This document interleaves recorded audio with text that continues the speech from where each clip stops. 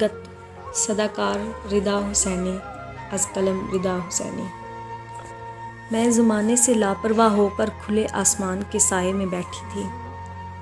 میری بےتاب نگاہیں آسمان کی وسعتوں میں گم شدہ چاند کی تلاش میں مست تھیں۔ نہ جانے لگتا تھا میری دیوانگی اور انتظار کو دیکھ کر چاند لطف اندوز ہو رہا تھا۔ بادلوں کی سیاہی میں چاند اٹکیلیاں کر رہا تھا اور بادل روئی کے گالوں کی طرح اس کے آگے پیچھے اڑتے پھر رہے تھے۔ میرے ارد گرد مکمل سناٹا تھا۔ چاند کو دیکھنے کی بےتابی بڑھتی جا رہی تھی۔ دل کی دھک دھک آوازیں خود کو سنائی دے رہی تھیں، مگر چاند بھی من کی بات موہ لینے والا تھا۔ اسے بھی خبر تھی کہ یہ مشتاق آنکھیں کیوں اس پر جمی رہ گئی تھیں۔ میرا چاند کو دیکھنا کوئی معمولی بات نہ تھی، یہ دراصل رحمتوں اور برکتوں والے مہینے کا چاند تھا۔ جی ہاں، یہ رمضان المبارک تھا، جسے رمضان شہر اللہ کہا گیا ہے۔ میں کیوں نہ اس چندہ کو تکتی اور تدبر کرتی؟ اس مہینے کی نسبت تو اللہ نے خاص اپنی طرف کی ہے۔ یہ ایسا مہینہ ہے جو ہر دفعہ کچھ نہ کچھ دے کر جاتا ہے، انوار و اسرار کی ایسی بارش ساتھ لاتا ہے جو معصیت اور کثافتوں کو بہا لے جاتی ہے۔ ہر سال کی طرح گزشتہ سال بھی میرے دامن میں کئی جواہر ڈال چکا تھا۔ میں اپنے ماضی اور حال کا موازنہ کر رہی تھی کہ بادلوں نے چاند کو بے نقاب کر دیا۔ کیا دلکش اور حسین منظر تھا۔ چاند کی تیز ٹھنڈی روشنی تلوار کی طرح میری بصارت کو چیرتی ہوئی بصیرت کی منظور نظر بنی۔ خوشی سے ٹھنڈی لہریں میرے اندر پانی کی طرح اترتی جا رہی تھیں اور آنکھیں بھی ساتھ ہی گرج کر چھم چھم برسنے لگیں۔ جی ہاں، کبھی اتنی بےتابی سے چاند کو پہلے دیکھا ہی نہ تھا، اس لیے یہ میرے لیے نئی بات تھی۔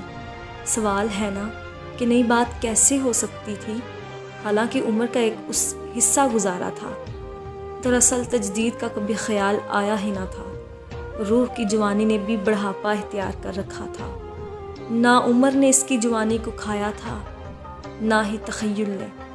بس ایک شے نے اسے مات دینے کی کوشش کی تھی، لاشعوری اور بے حسی میں، جو ناسور بن کر اندر ہی اندر مجھے چاٹتی جا رہی تھی۔ جی تو چاہ رہا تھا کہ اپنے ماضی پر پوری کتاب لکھ ڈالوں۔ کہتے ہیں نا، یاد ماضی عذاب ہے یا رب، چھین لے مجھ سے حافظہ میرا۔ میں سوچوں کے بھنور میں ڈوب چکی تھی۔ یاد ماضی نے میرے چہرے کی سرخی کو نوچ کر خزاں رسیدہ پتوں کی مانند زرتی میں بدل دیا۔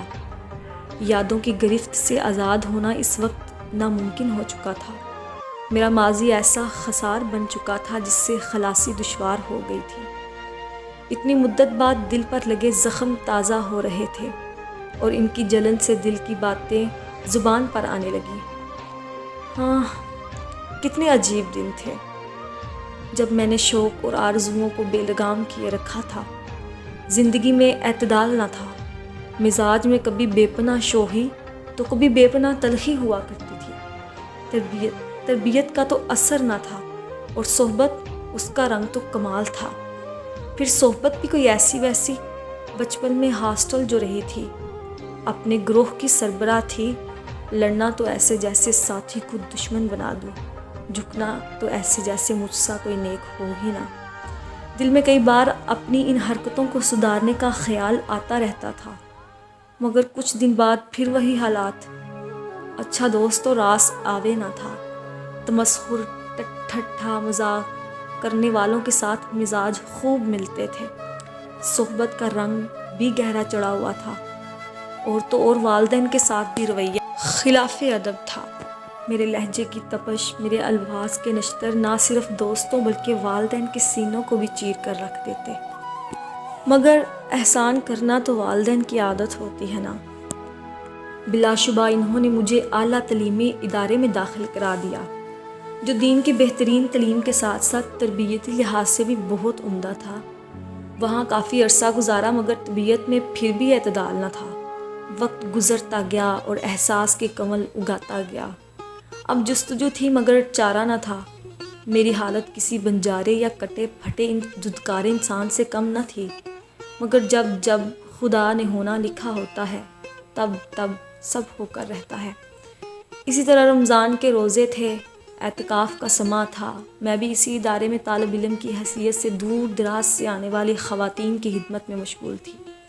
دل میں صدق تھا، خلوص میں چاشنی تھی اور جذبوں میں نیک نیتی تھی، اور میں بھرپور خدمات کرنے میں مگن تھی۔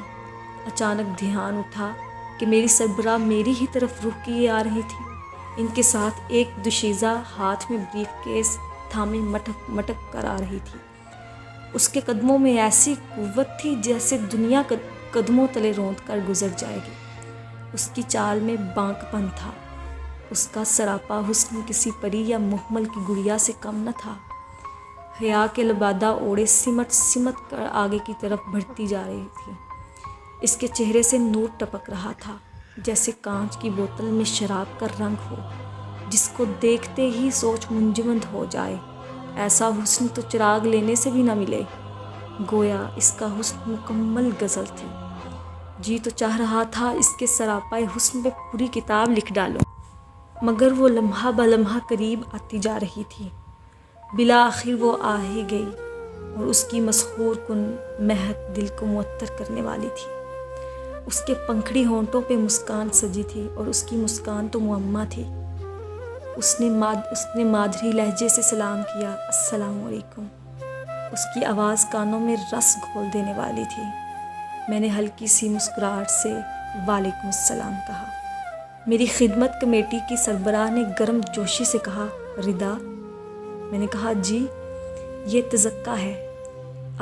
اچھا، کیسی ہیں؟ مل کر خوشی ہوئی۔ میں بڑے خلوص سے ملی۔ اس ماہرو نے ہلکی سی مسکان دی اور اثبات میں سر ہلا دیا۔ تبھی اسی لمحے میری سربراہ نے کہا، یہ سید زادی ہیں اور ہمارے ساتھ آنے والے لوگوں کی خدمت کرنے آئی ہیں۔ میں نے دبی آواز میں ماشاءاللہ کہا۔ وہ اپنے حسن و جمال کے ساتھ ساتھ اپنی ذات میں بھی اعلیٰ تھیں۔ خاندان نبوت شریف کی دختر کے ساتھ رہنا کام کرنا کوئی میرے لیے معمولی بات نہ تھی۔ ان کی عزت و آبرو کا احترام میرا فرض تھا۔ کام کے دوران اپنائیت کا ایک عجیب سا احساس تھا۔ مختصر وقت میں ہی ان کے ساتھ دوستی کا شرف بھی حاصل ہوا۔ ارے ابھی جاننا بھی تو ضروری تھا۔ میں نے اپنی ذات کے اجڑے رنگوں کا تذکرہ کیا تو کبھی والدین کے ساتھ کی نافرمانی کے قصے سنائے۔ میری باتوں کو سن کے انہیں مطلب بالکل نہ ہوتی تھی۔ وہ مسکرا دیتی تھی اور یہی کہتی تھی، اگر ایسی ہوتی تو واقعی بہتری کی طرف آنے کی کوشش کرتی۔ اسے کہتے ہیں نا احساس کمتری۔ مجھے یہ سن کر عجیب تو لگتا، مگر شاید یہ ان کی حسن نظر تھی۔ مجھے وہ سمجھاتی نہیں بلکہ ہر کام کر کے دکھاتی تھی۔ اس کے لیے انہوں نے اپنی زندگی کتاب میرے سامنے عیاں کر رکھی تھی، جس کے ہر صفحے میں اللہ کی رضا اور والدین کی تربیت کا رنگ نمایاں نظر آتا تھا۔ ان کی زندگی کی کتاب میں ان کی خواہشوں اور ارمانوں کا ذخیرہ وافر تھا، مگر ہر اس کہانی کا رد اللہ کی رضا اور والدین کی محبت پہ ختم ہوتا۔ اسی طرح ان کی کامیابی کا راز بھی وہی قربانیاں تھیں۔ جب ان کے منہ سے کوئی بھی والدین کے بارے میں بات سنتی تو شکر گزاری اور دعاؤں کی پتیاں گرتی تھیں۔ میں ان کی باتوں کو خوش اسلوبی سے سنتی تھی، مگر اندر ہی اندر خود کو کوستی تھی۔ اس اعتکاف گاہ میں 10 دنوں میں نہ صرف میں اچھے دوست سے بھرپور محبت نصیب ہوئی، بلکہ والدین اور رشتوں کی قدر کی قیمت کا بھی اندازہ ہوا۔ سیدہ تزکیہ کی قربت سے مجھے ادب کا ایک ذرہ تو ضرور مل چکا ہوگا، بدلے میں مجھے انہیں محبت اور ادب دینے کے سوا کچھ نہ تھا۔ پتہ ہے انہوں نے مجھے صرف ایک بات سمجھائی تھی کہ ردا، تم خود پر اعتماد کرنا سیکھ جاؤ۔ جس کے ساتھ جو برا کیا اس سے معافی طلب کرو، آگے مرضی کوئی معاف کرے نہ کرے۔ اور چمکتی آنکھوں سے میری طرف دیکھ کر کہنے لگی، جہاں تک زندگی نے ساتھ دیا تو انشاءاللہ رابطہ قائم رہے گا۔ کیا خوبصورت لمحات تھے، جس کے بعد میں نے جینا شروع کیا اور جی بھر کر جینے کا مزہ لیا۔ اب یادیں پرانی، احساس کمتری کو میں بھول چکی تھی۔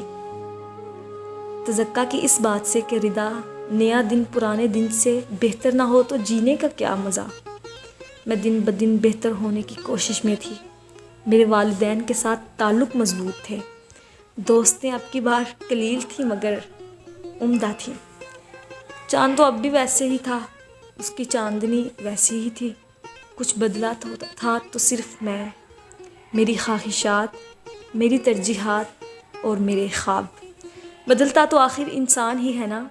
یہی تو وہ ذی شعور ہے جس کو خدا نے فیصلے کی قوت عطا کی۔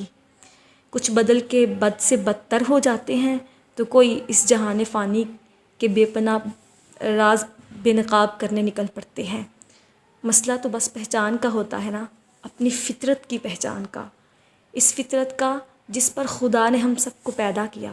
وہ کہتے ہیں نا، میں نارائے مستانہ، میں شوخ یہ رندانہ، میں تشنہ کہاں جاؤں پی کر بھی کہاں جانا، میں طائر لاہوتی، میں جوہر ملکوتی، ناسوتی نے کب مجھ کو اس حال میں پہچانا۔ واہ! اب ہر چیز بدل چکی تھی اور ہر شے کو نئے طریقے سے جی رہی تھی۔ یہ نیا رمضان، نئی رونقیں، نیا چاند اسی ماہ روح کی وجہ سے مسرت بخش رہی تھی۔ سنگت اگر اللہ کے کسی دوست سے نصیب ہو جائے نا تو اللہ سے تعلق جوڑنے میں دشواری بہت کم ہوتی ہے۔ میرا حال میرے کال سے بہتر اور اجلا تھا۔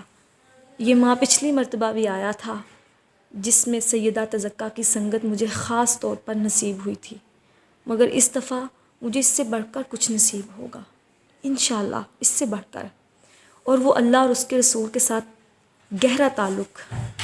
اسی امید کی لگن میں نے سسکیاں بھریں اور لمبی سانسیں لیں۔